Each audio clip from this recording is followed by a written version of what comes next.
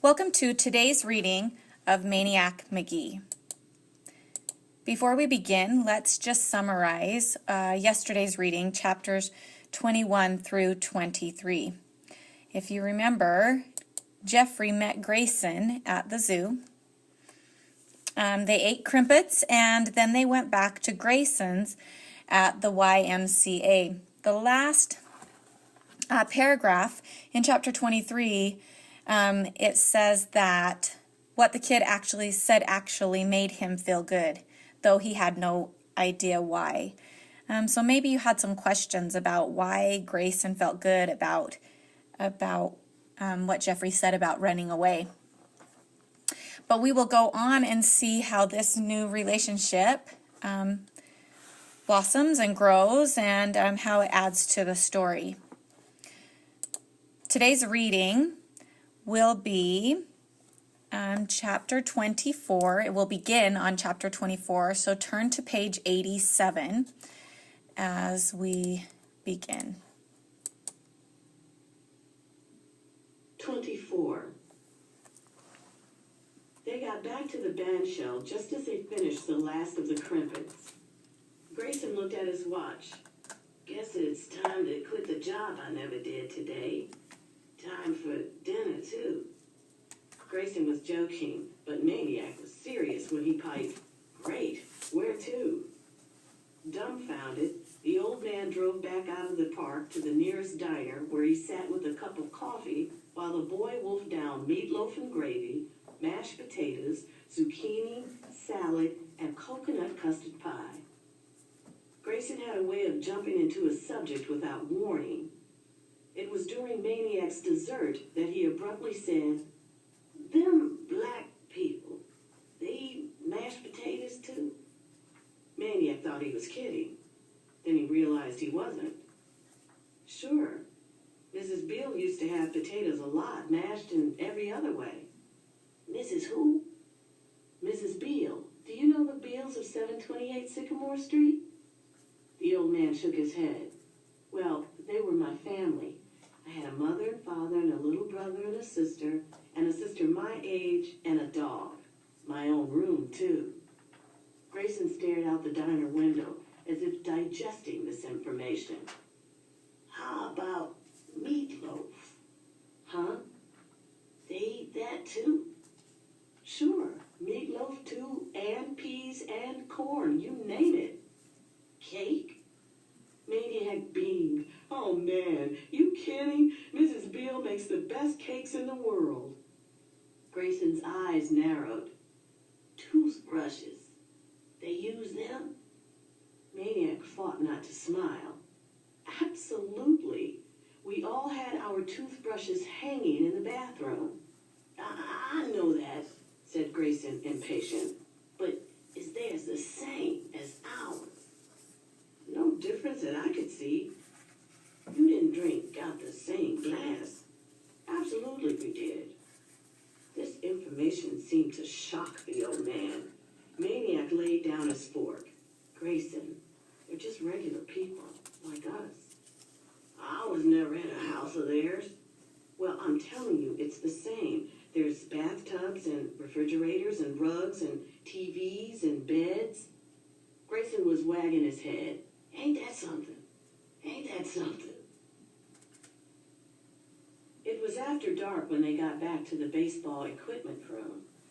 The worm in Grayson's head had long since ceased to be a tiny tickle. It was now a maddening itch. As with all such itch worms, it would exit only by one route, the mouth. He said, I was thinking, maybe you want to come over to my place. This here floor's pretty hard.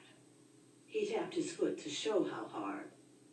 The grizzled gray old park hand could never know how much Maniac was tempted or how deeply the offer touched him.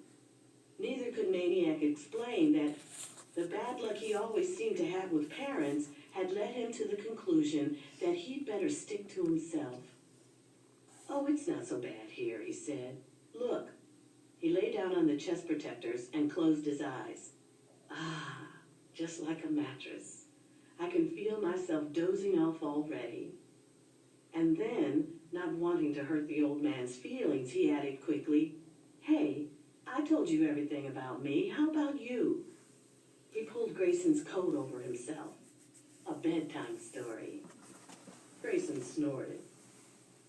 "Story? I don't know no stories." "Sure you do," Maniac prodded. "About yourself.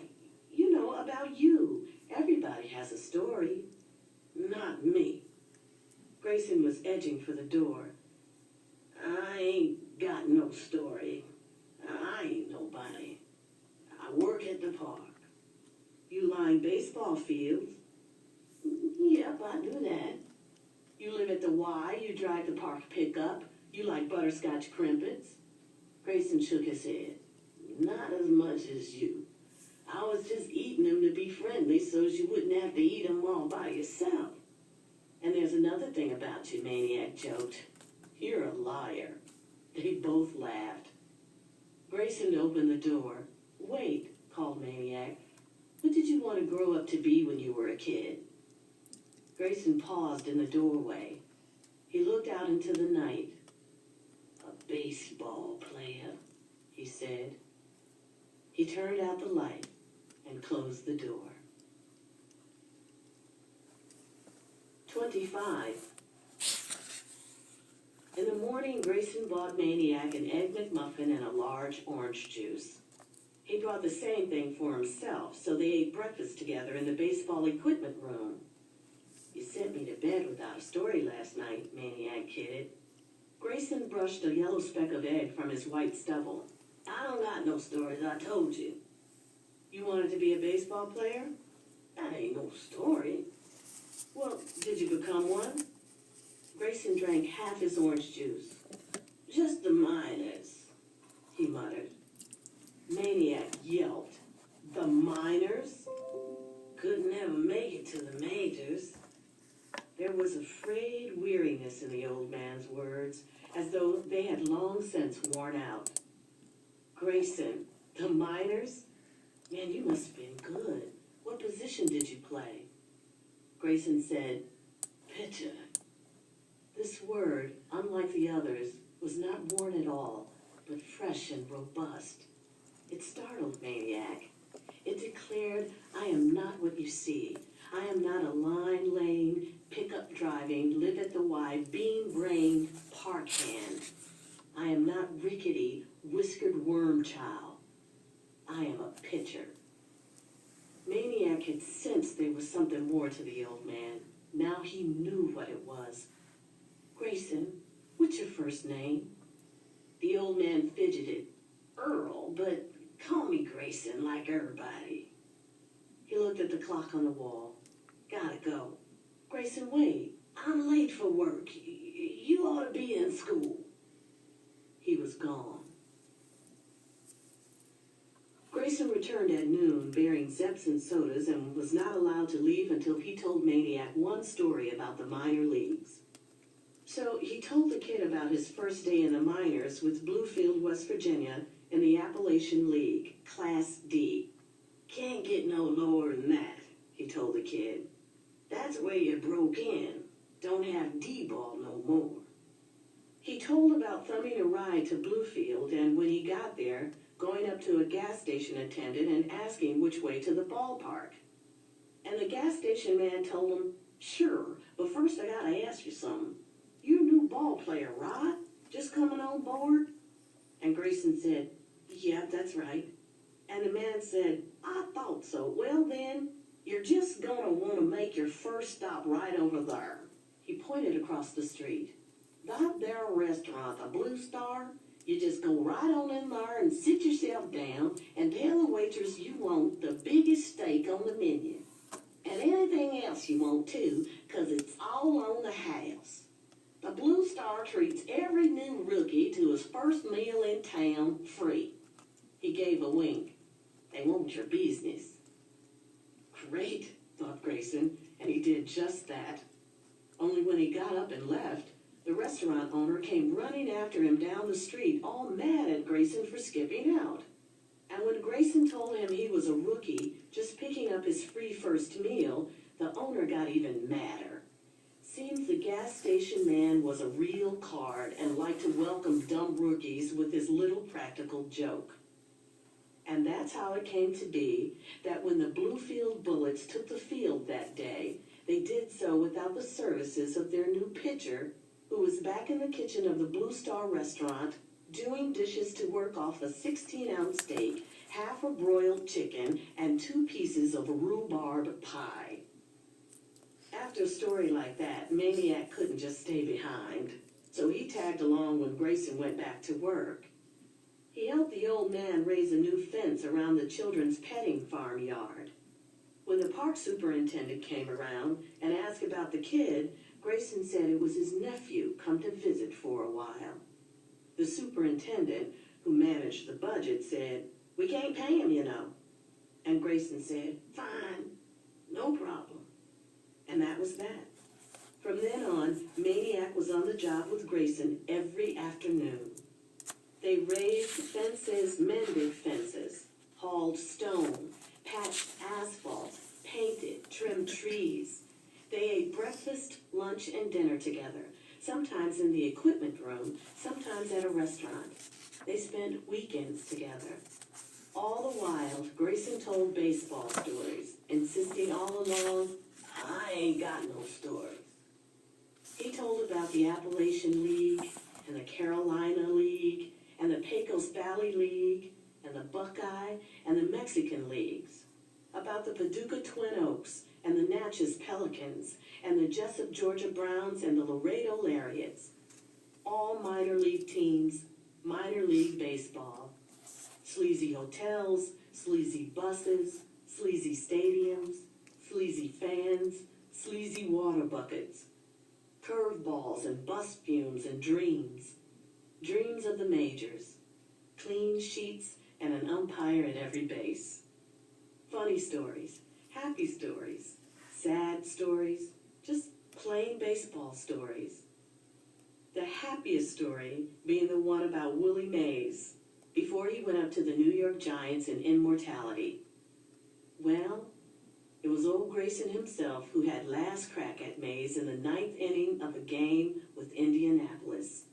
And what did Grayson do? All he did was set the Say Hey Kid down swinging on 3 straight curveballs. The saddest story was the one about the scout who came down from the Toledo Mud Hens. The Mud Hens had a roster slot, and the scout had a notion to fill it with a pitcher with a wicked curveball, name of Earl Grayson. This was Grayson's big chance, for the Mud Hens were Class AAA ball, 1 short step from the majors. The night before the game, Grayson spent half of it on his knees by his bed praying. And even 5 minutes before the game, in the dugout, he bent down, pretending to tie his shoe, and closed one eye and prayed, "Please let me win this ball game," which was something, since he had never gone to a church in his life. "God must have fainted," he said to Maniac. And indeed, maybe God did. Or maybe he only listened to major leaguers, because Grayson took the mound and proceeded to pitch the flat-out awfulest game of his life. His curveball wasn't curving, his sinker wasn't sinking, his knuckler wasn't knuckling. The batters were teeing off as if it were the invasion of Normandy Beach. Before the 3rd inning was over, the score was 12-0, and Grayson was in the showers. He was 27 years old then, and that was the closest he would ever get to the big show. He hung on for 13 more years, a baseball junkie, winding up in some hot tamale league in Guanajuato, Mexico, until his curveball could no longer bend around so much as a chili pepper, and his fastball was slower than a senorita's answer. He was 40, out of baseball, and for all intents and purposes, out of life. All those years in the game, and all he was fit to do was clean a restroom, or sweep a floor, or lay a chalk line, or far, far down the road, tell stories to a wide-eyed homeless kid. All right, that's where we will stop for today. I hope that as you've been reading along that you have been writing down the words that are new or unknown to you.